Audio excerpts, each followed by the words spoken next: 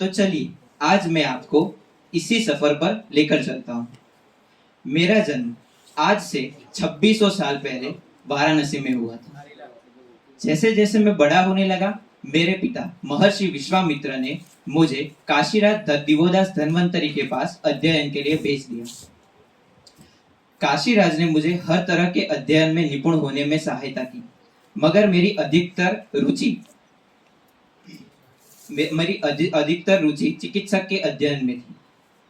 एक बार जब हम सभी छात्र खेल रहे थे, मेरे एक सहपाठी की उंगली कट गई। उसकी उंगली में से बहुत लहू बहने लगा। उसकी यह पीड़ा मुझसे देखी न गई। तब उस पर मैंने अपनी अध्ययन का प्रयोग करने का निर्णय किया।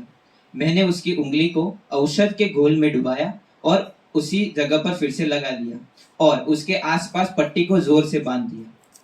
मैंने उसे कहा कि कुछ समय तक इस हस्त का प्रयोग न करें। मेरे कुछ मित्रों को यह बात क्रीड़ा लगी। उन्हें लगा कि मैं उसके साथ व्यंग कर रहा था, पर पता नहीं उस पीड़ित को मुझ पे और मेरी विद्या पर श्रद्धा थी। वो कहते हैं ना, डूबते को तिनके का सहारा। उसने वही किया। कुछ दिनों तक उस हस्त का प्रयोग नहीं किया। फिर उस घटना के कुल 7 दिन बाद वो मेरे पास वापस आया। उसने मुझसे कहा, वो मेरे पास वापस आया, तब मैंने देखा कि उसकी उंगली अपनी जगह पर वापस लग चुकी थी।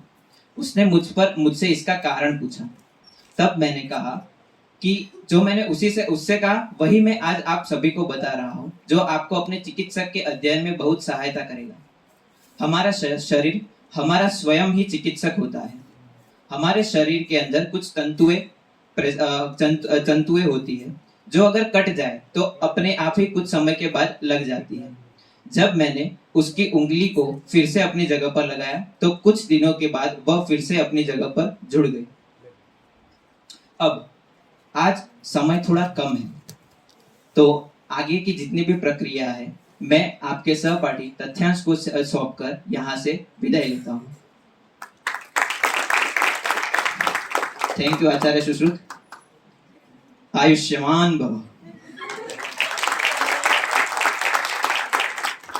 हाँ भाई, आई गयो पाछो। निदाने माधव श्रेष्ठा सूत्र स्थाने तु वाग्भटः शरीरे शुश्रुतः प्रोक्तः चरकस्तु चिकित्सिते। ભગવાન સુશ્રુતે આપણને એટલું તો કહી દીધું કે કઈ રીતે એમને આ જે ચિકિત્સક એમની બનવાની જેટલી પ્રક્રિયા હતી એ કઈ રીતે ચાલુ થઈ, કઈ રીતે એરા સારા શલ્યકાર બન્યા। હવે એમને શું શું હાસિલ કર્યું એના બારામાં હું તમને કહીશ। સુશ્રુતનો મતલબ છે જેની ખ્યાતિ બધે સાંભળી હોય, બધી જ આખી દુનિયાની અંદર જેને બધાએ એમની ખ્યાતિ સાંભળી હોય એનો મતલબ છે સુશ્રુત। સુશ્રુતના નામનો મતલબ આ છે અને એમને એમનો જે નામ છે એમને સિદ્ધ કર્યું છે। દુનિયાના સૌથી પહેલા પ્લાસ્ટિક સર્જન જે હતા એ સુશ્રુત હતા, જેમને 300 પ્રકારની સર્જરીઝનું ઇન્વેન્શન કર્યું હતું। હવે 300 પ્રકારની સર્જરીઝનું ઇન્વેન્શન એમને કર્યું, પણ આપણે આયુર્વેદિક પ્રેક્ટિશનર્સ જે એમના અનુયાયીઓ કહેવાઈએ, પણ આપણને ખાલી 58 પ્રકારની સર્જરીઝ જ આપણને પોસિબલ છે, કાં તો આપણને મતલબ અલાઉડ કરી શકે, આટલી જ કરી શકે। જવા દો, બીજા લોકોની આપણે બીચિંગ નથી કરવી।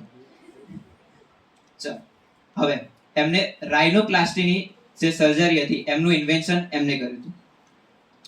સુશ્રુત સંહિતાના અધ્યાય નંબર 1.16 ની અંદર રાઇનોપ્લાસ્ટી કઈ રીતે કરવી એની પ્રક્રિયા શું છે એના બારામાં કીધેલું છે।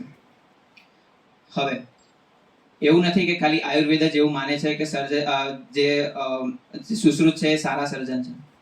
જેટલા બી મતલબ ફોરેન ની અંદર બી જેટલા બી મેડિકલ સ્ટુડન્ટ, ભલે આપણે એમબીબીએસ ની વાત કરીએ, કોઈ બી પેથીની વાત કરીએ, તો સુશ્રુતને એરા ફાધર ઓફ સર્જરી કહે છે। કેમ?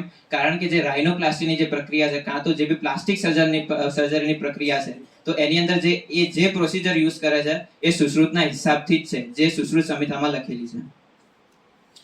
કે ફર્સ્ટ કેટરેક્ટ સર્જન। કેટરેક્ટ આંખની બીમારી છે, તો ઉત્તર તંત્ર જે સુશ્રુતનો જ એક સ્થાન છે એની અંદર એમને પ્રોસિજર લખી છે કઈ રીતે કેટરેક્ટ સર્જરી કરવી। મોડર્નની અંદર એને એક્સ્ટ્રા કેપ્સ્યુલર લેન્સ એક્સટ્રેક્શન પણ કહેવામાં આવે છે। પણ આજના સમયમાં આ વસ્તુ જે બી મતલબ જે લોકો એની સર્જરી કરતા સર્જન્સ માટે ઈઝી હોય છે, પણ એ ટાઈમમાં જ્યારે સુશ્રુત એની સર્જરી કરતા હતા એ વખતે આટલી ફેસિલિટીઝ નથી હોતી, તો પણ એટલી ક્લીન રીતે એરા આટલી સારી સર્જરી કરી શકતા હતા। સુશ્રુત સંહિતા। હવે સુશ્રુતે એમનું આખું જે જ્ઞાન છે એ એક સંહિતાની અંદર એમને કન્વર્ટ કરી અને એક સંહિતા બનાવી જેનું નામ છે સુશ્રુત સંહિતા. 800મી સદીની અંદર જ્યારે પહેલા તો 2600 વર્ષ પહેલાની વાત ચાલે છે, પણ એના પછી આ બધું જ્ઞાન જે હતું સુશ્રુત સંહિતામાં લખ્યું, પણ એના પછી એ લુપ્ત થઈ ગયું.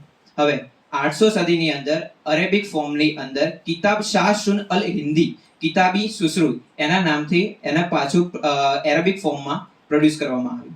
એના પછી 19મી સદીની અંદર ડોક્ટર હેસલર અને મ્યુલર, જે ડોક્ટર હેસલર હતા એ લેટિનના હતા અને મ્યુલર જે હતા એ જર્મનના હતા, તો એમને લેટિન અને જર્મનની અંદર એનું ટ્રાન્સલેશન કર્યું. હવે આના પછી સુશ્રુતની જે ખ્યાતિ હતી એ જેમ વધી હતી એમ જ લુપ્ત થઈ ગઈ. કોઈને યાદ જ ના રહ્યું સુશ્રુત કોણ હતા. બધાને એવું જ થઈ ગયું કે કોણ સુશ્રુત, શું છે. પણ કહેવાય ને કે જો કોઈ બી હીરો હોય એ કદાચ કોયલાની ખાનમાં જ કેમ ના ગળાયેલો હોય, પણ એની ચમક જે છે બધાને દેખાઈ જ જતી હોય છે.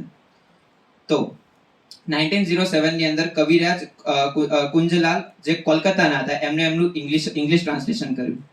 એને વધારે ખ્યાતિ ના મળી, પણ 2018 ની અંદર royal Australian college of surgery જે છે જે ઓસ્ટ્રેલિયાની અંદર છે, તો એમને સુશ્રુતની એક મૂર્તિ ત્યાં સ્થાપિત કરી જેની નીચે ચોખ્ખું લખેલું છે ફાધર ઓફ સર્જરી. પછી સુશ્રુતની સંહિતા મેન્યુસ્ક્રિપ્ટ જે હોય છે ને પામ લીવ્સ ઉપર લખેલી હોય. પામ લીવ્સ જે હોય ને એ થોડા ટાઈમમાં, મતલબ એનો એક ટાઈમ પીરિયડ હોય કે આટલા ટાઈમ પીરિયડ પછી એને બદલવી પડે, તો એ એના ઉપર એનાથી ટ્રાન્સલેટ કરી બીજી પામ લીવ્સ ઉપર લખવામાં આવે અને એ બીજી મેન્યુસ્ક્રિપ્ટ એવી રીતે તૈયાર કરવામાં આવે. તો આ ટાઈપની એક મેન્યુસ્ક્રિપ્ટ છે એ લોસ એન્જલિસના કન્ટ્રી મ્યુઝિયમ ઓફ આર્ટની અંદર પણ મૂકેલી છે. હવે અમેરિકન સર્જન છે એમને એટલું બી કીધેલું છે કે ઓલ ઇન ઓલ વસ્તુ એક જ છે કે ફાધર ઓફ સર્જરી એક જ છે જે સુશ્રુત છે. હવે સુશ્રુતે જ્યારે બી આ સર્જરીઝની ઇન્વેન્શન કર્યું તો એના સાથે સાથે એમને ડિસેક્શન બી ઇન્વેન્ટ કર્યું હતું.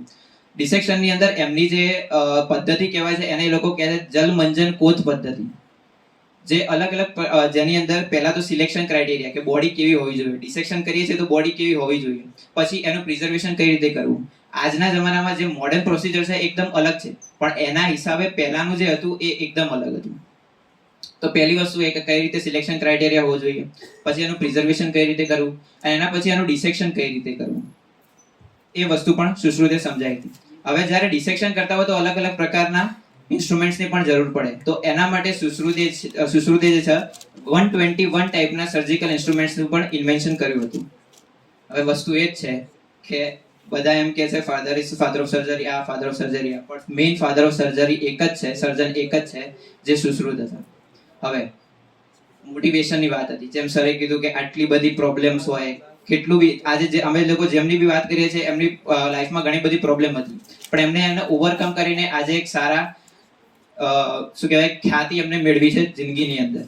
હવે સુશ્રુત જે છે એ ફાધર ઓફ સર્જન કહેવાય, મતલબ બધાના સૌથી ઊંચા કહેવાય. એટલે જ પહેલી વાર હું આવ્યો છું, એટલે સર્જન સૌથી ઊંચા અને એમાં બી ફાધર ઓફ સર્જન, એટલે સૌથી ઊંચામાં ઊંચા સુશ્રુત હતા.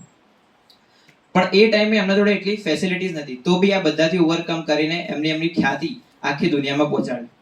તો લાસ્ટમાં એટલું જ કહું છું, એમની જોડે આટલું બધું નહોતું, આપણી જોડે તો ઘણું બધું છે. તો આપણે પણ એવું કંઈક કરીએ કે આપણું નામને આપણે દુનિયામાં શાશ્વત કરી શકીએ. લાસ્ટમાં થોડી પંક્તિઓ છે.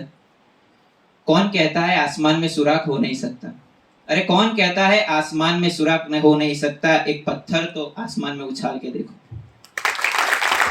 Thank you.